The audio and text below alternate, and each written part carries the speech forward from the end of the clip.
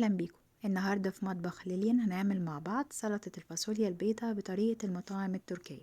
هنحتاج فاصوليا بيضاء مسلوقة، فلفل متقطع شرايح، بقدونس مفروم، طماطم متقطعة شرايح، بصل أحمر متقطع شرايح، معلقتين زيت زيتون، معلقة عصير ليمون، معلقة من الخل البلسمك، معلقة عسل نحل، ومعانا توابل ملح، شوية من الشطة، زعتر ناشف، توم باودر، فلفل أسود، وكمون.